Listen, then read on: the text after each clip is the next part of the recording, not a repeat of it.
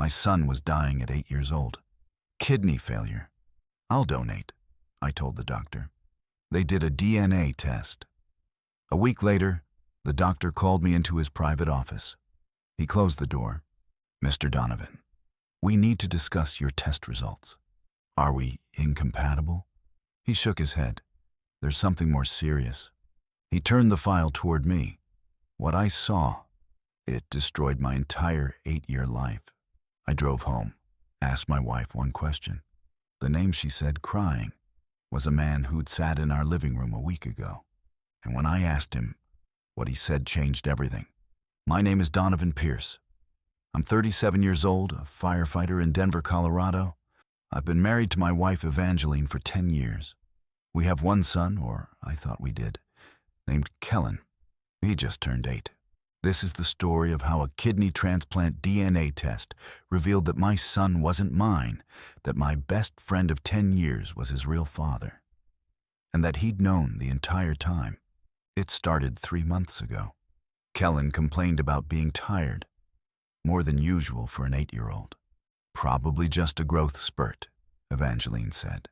But then he started getting pale, losing his appetite, complaining that his back hurt. We took him to the pediatrician. Dr. Hayes ran some blood tests. 2 days later, she called us back in. Without Kellen, his kidney function is severely compromised. She said, we need to see a nephrologist immediately. The nephrologist was Dr. Sarah Chen. She was direct. Kellen has chronic kidney disease, stage 4. We don't know the cause yet. Could be genetic, could be from an undiagnosed infection years ago. But right now, his kidneys are functioning at less than 15%. Evangeline grabbed my hand. What does that mean? It means he'll need dialysis immediately, and ultimately, a kidney transplant. The word transplant hung in the air like a weight. How long does he have? I asked. With dialysis, we can keep him stable, but quality of life deteriorates quickly. The transplant list has a wait time of 3 to 5 years for pediatric kidneys. 3 to 5 years, unless you have a living donor. Family member, that's always the best option. I didn't hesitate. Test me. I'll donate. Dr. Chen nodded. We'll test both parents, and any siblings or close relatives. We don't have other kids, but test me first. I'm his father. I'll be a match. I was so certain. While we waited for test results, life became a blur of hospital visits and dialysis appointments. Kellen was a trooper. He didn't complain much, but I could see the exhaustion in his eyes. My best friend Thaddeus came by the house often during this time. Thaddeus Marlowe. We'd been friends for 10 years, met at a charity softball league shortly after Evangeline and I got married. He was single, worked in finance, good guy. The kind of friend who'd help you move, who'd show up with beer after a bad day. He was Uncle Thad to Kellen, had been since Kellen was born. How's the little man doing? Thad would ask, sitting on our couch, drinking coffee, hanging in there. We're waiting on test results. I'm donating a kidney. That's intense, man. You're a good dad. He's my son. What else would I do? Thad nodded. But something about his expression was off. I couldn't place it. Looking back now, I realize what it was. Guilt. The call came on a Tuesday afternoon. I was at the fire station, mid-shift, Dr. Chen's office. Mr. Donovan, can you come in? We need to discuss your test results. Just tell me, am I a match? This is something we need to discuss in person. Can you come today? My stomach dropped. Is it that bad? Can I still donate even if we're not a perfect match?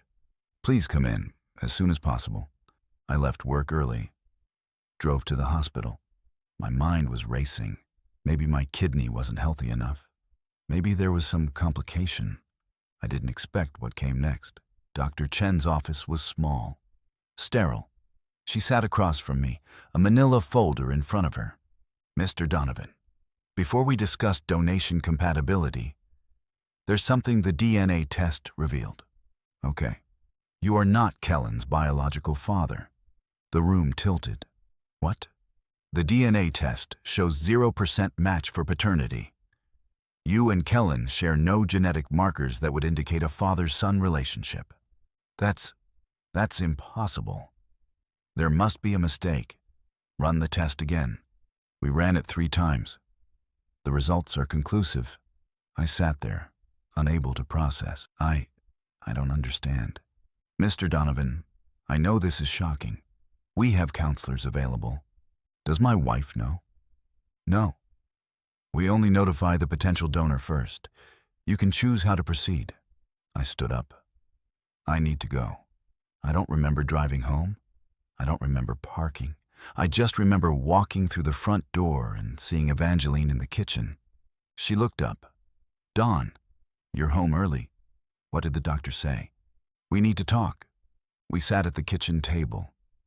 The same table where we'd eaten thousands of meals, where Kellen had done homework, where we'd celebrated birthdays. The DNA test showed something, I said quietly. Evangeline's face went pale. What? I'm not Kellen's biological father. She didn't say that's impossible. She didn't say there must be a mistake.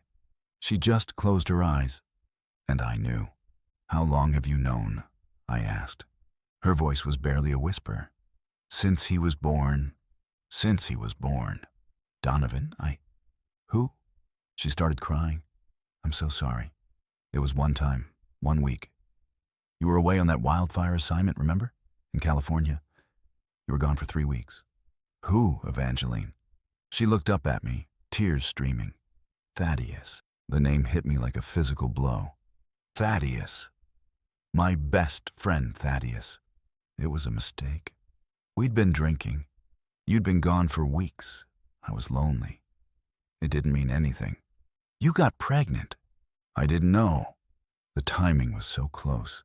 When you came home, I thought Kellen was yours. I convinced myself he was yours. But you knew he might not be. I didn't want to know. I didn't want to ruin everything. You were so happy when I told you I was pregnant. We'd been trying for months. I couldn't. Does Thaddeus know? She hesitated. That hesitation told me everything. He knows, I said. He figured it out when Kellen was born. He did the math. He asked me. I admitted it, but he agreed to never say anything. He wanted you to be the father. He said it was better this way. I stood up.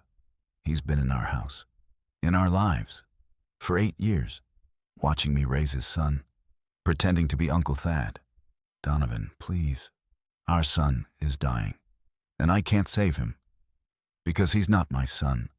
I walked out of the house. I drove to Thaddeus's apartment. It was 7 p.m. I knew he'd be home. I pounded on his door. He opened it, smiling. Don, hey man, I shoved past him into the apartment. We need to talk. His smile faded. What's going on? You know what's going on. You've known for 8 years. He closed the door slowly. Evangeline told you. The DNA test told me. For Kellen's kidney transplant. Did you know that would happen? Did you think about that? That someday we might find out? Don, I'm sorry. You're sorry. 8 years, Thad. 8 years you watched me be a father to your son. Every birthday, every scraped knee, every bedtime story. You stood there at his birth. You were his godfather at the baptism. You're a better father than I ever could have been. That's not the point. The point is I can't save him. My son, your son, is dying, and I can't donate a kidney because we're not related. Thaddeus's face went white. He's dying? Kidney failure. Stage 4. He needs a transplant. I was going to give him mine. But I can't, because he's yours. Silence. You need to get tested, I said. You're his biological father. You need to donate. Thaddeus took a step back. Don, What? I can't. You can't. I have a life. A career. A girlfriend now. Donating a kidney, that's major surgery. Recovery time. Risk. I stared at him. Your son is dying. He's not my son. Not really. I'm not his father. You are. You've been his dad for 8 years. That's what matters. Then donate. Save him. I'm sorry, Don. I can't do that. Something inside me snapped. I don't remember throwing the first punch. I just remember security pulling me off him. Remember being escorted out of the building. I sat in my truck in the parking lot for an hour, hands shaking, knuckles bleeding. My best friend, my son, my wife, all lies. The next day, I met with a lawyer. Patricia Morgan, family law specialist. Can I force him to get tested? I asked. No, you can't compel someone to undergo medical testing or donate an organ. Even if he's the biological father, my son is dying, I understand. But legally, Thaddeus has no obligation. You're listed on the birth certificate. You're Kellen's legal father. Thaddeus has no parental rights or responsibilities unless he chooses to claim them.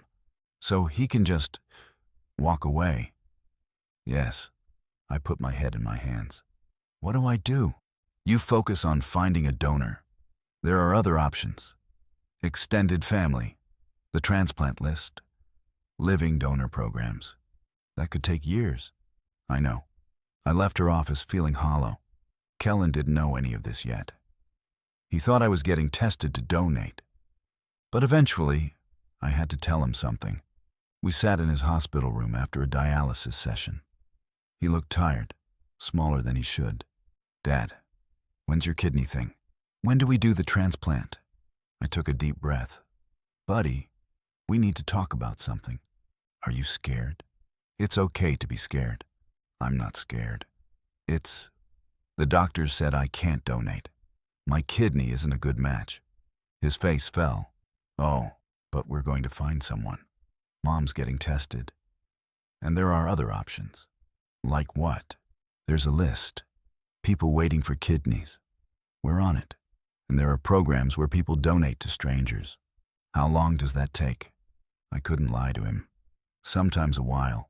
Like months? Maybe. Do I have months? I pulled him into a hug. We're going to figure this out. I promise. But I didn't know if that was a promise I could keep. Evangeline got tested. We barely spoke during this time. She slept in the guest room. I focused on Kellen. Her results came back a week later. Not a match. Wrong blood type. We were back to square one. There has to be someone, Evangeline said. My sister?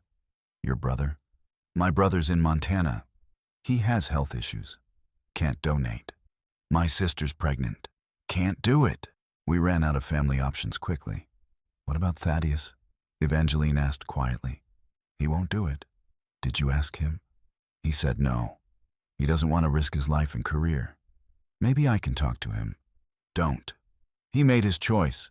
But desperation makes you do things you wouldn't normally do. 2 days later, Evangeline went to see Thaddeus. She told me about it that night. I went to his apartment. I begged him, Don. I got on my knees and begged. What did he say? He said he's thought about it, that he feels terrible, but he can't risk his health. He has a career in finance that requires him to be sharp. He can't take months off for recovery. He has a girlfriend he's planning to propose to. He doesn't want to start their life together with a major medical situation. Those are excuses? I know. I told him that. I said his son is dying.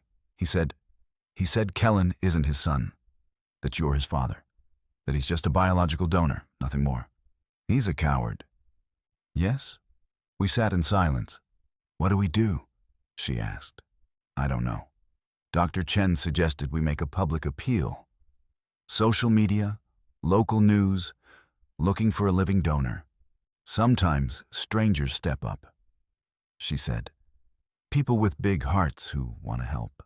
We made a Facebook post, shared Kellen's story, his photo, his smile.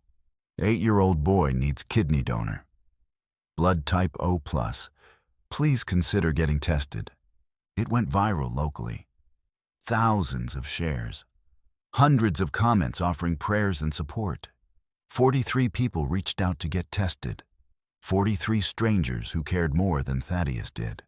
Over the next month, they went through screening. Most weren't matches. Some had health issues that disqualified them. But 3 were potential matches. 3 people we'd never met were willing to give part of themselves to save our son. Her name was Rachel Martinez. She was 34, a teacher from a neighboring town. She'd seen our post. "I lost my brother to kidney disease when I was younger," she told us in the hospital. "I couldn't save him, but maybe I can save your son." She was a match. Perfect blood type. Healthy, cleared for surgery. "Why are you doing this?" I asked her. "You don't even know us." "Because I can. Because he's 8 years old and deserves a chance. That's enough." I broke down crying. This stranger was giving Kellen what his biological father wouldn't. The surgery was scheduled for 3 weeks out. Both of them needed to be in optimal health. Those 3 weeks were the longest of my life. The day of the transplant, Kellen was nervous. "Dad, what if it doesn't work?" "It's going to work." "How do you know?" "Because Rachel's kidney is strong, and you're strong, and you're going to fight." "Will you be there when I wake up?" "I'm not going anywhere." They wheeled him into surgery at 6 a.m. Rachel went in at the same time, in an adjacent OR. Evangeline and I sat in the waiting room. We didn't talk much. 8 hours later, Dr. Chen came out. Both surgeries went perfectly. The kidney is functioning. Kellen's body is accepting it. Rachel is stable and recovering. I put my face in my hands and sobbed. Kellen was going to live. Recovery was slow but steady. Kellen stayed in the hospital for 2 weeks. Rachel recovered in a different wing. I visited her every day. "Thank you," felt inadequate. But I said it anyway, every day. "You're welcome," she'd say. "Take care of that boy." Kellen came home a month after surgery. Weak, but alive. Healing. He asked about me donating again. "Dad, why couldn't you give me your kidney?" I'd been dreading this question. "Buddy, sometimes people aren't matches. Even dads and sons. It's just biology." But Rachel was a match. "Yeah, we got lucky. She's nice." "She is. Very nice." He didn't need to know the whole truth. Not yet. Maybe not ever. 3 months after the surgery, Thaddeus showed up at our house. I opened the door, saw him standing there. "What do you want?" "I heard Kellen's okay, that he got a transplant." "Yeah, from a stranger, someone who cared more than you did." "Don, You what? You're sorry? You want to explain?" "I made a choice. I stand by it. But I wanted to see him, make sure he's okay." "You don't get to see him. You gave up that right when you refused to save his life." "I'm his biological father." "No. You're a sperm donor. That's it. I'm his father. I've earned that. You didn't. Legally, I could petition for rights." "Try it, and I'll make sure every person you know finds out that you refused to donate a kidney to your dying son. Your career, your girlfriend, your reputation, gone. Is that what you want?" He stared at me, then looked away. I didn't think so. "Stay away from my family." I closed the door. I never saw him again. Evangeline and I went to counseling. Tried to rebuild, but some things can't be fixed. "I love you," she said one night, 6 months after the surgery. "But I understand if you can't forgive me." "I don't know if I can," I admitted. "Every time I look at Kellen, I see what you did, and what Thaddeus didn't do." "Do you still love him?" "Kellen, more than anything. He's my son. DNA doesn't change that. But us, I don't know if we can come back from this." We separated a year after Kellen's surgery. Divorced 6 months after that. I got primary custody. Evangeline agreed without a fight. "You're his real father," she said. "You always were." Rachel became part of our lives. Not in a romantic way. She was married, had kids of her own. But as family, she and Kellen bonded. She visited every few months, sent birthday cards, checked in on his health. "You gave me my son's life," I told her once. I'll never be able to repay that. You don't have to repay it. Just love him. Be his dad. That's enough. Kellen calls her Aunt Rachel now. She's more family than Thaddeus ever was. When Kellen turned 12, he started asking more questions. Dad, why didn't you donate your kidney? We weren't a match, bud. Sometimes that happens. But moms and dads are usually matches, right? Usually, but not always. Is there something you're not telling me? I thought about it. How much truth could a 12-year-old handle? Kellen, biology is complicated. What matters is that we found Rachel, and you're healthy now. Do you ever think about why we weren't a match? Sometimes. Me too. Maybe one day I'll tell him the whole truth. Maybe when he's older. Or maybe never. He doesn't need to know that his biological father chose his career over his life. He doesn't need to know that a stranger loved him more than the man whose DNA he carries. I heard through mutual friends that Thaddeus got married, had a kid of his own. I wondered if he ever thought about Kellen, if he ever regretted his choice. I hoped he did, but I also hoped Kellen never found out, never had to carry that rejection. Some secrets are meant to protect. Kellen is 16 now, healthy, thriving, plays soccer, gets good grades, has friends. He doesn't remember much about being sick, the dialysis, the surgery. Dad, I'm lucky, right? He said recently. That Rachel donated. Yeah, bud. We're both lucky. Why'd she do it? She didn't even know me. Because some people are just good. They see someone in need and they help. I want to be like that. You already are. Every year on the anniversary of his transplant, we send Rachel flowers, take her family to dinner, celebrate life. And every year, I think about Thaddeus, about the choice he made, about how the man who gave Kellen life biologically refused to save it, and how a stranger gave him a future without asking for anything in return. DNA doesn't make you a father. Love does. Sacrifice does. Showing up does. I'm Kellen's father, not because of biology, but because when he needed saving, I moved heaven and earth to find a way. And when the man who could have helped chose himself instead, I learned something. Family isn't who shares your blood. Family is who'd give their blood for you. Rachel gave Kellen a kidney. I gave him a lifetime of being his dad. Thaddeus gave him nothing. And in the end, that's what defines all of us. Not what we could do, but what we choose to do when it matters most.